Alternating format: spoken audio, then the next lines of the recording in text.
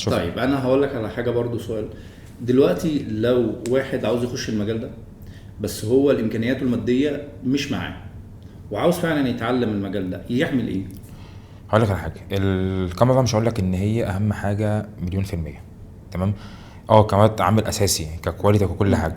انت ممكن تبدا مثلا، مش عايز اقول لك بكاميرا التليفون كمان، بس تبقى فاهم انت بتطلع صوره عامله ازاي، يعني فاهم. انت تنصحه، اقول له كده خطوات ممكن لو انت بتحب المجال ده ومعكش الماده اللي هي برضو عشان تقدر تجيب بيها كاميرا او كده، يبدا ازاي؟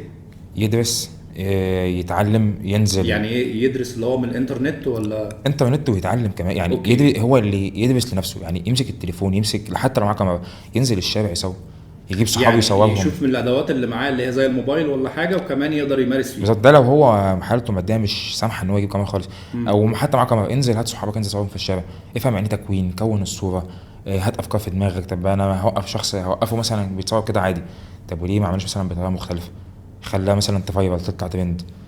هي اوكي. بص، انا دايما ماشي يعني بمبدا. انت بتنمي له الافكار. بالظبط، هي دايما الممارسه بتخليك تتعلم.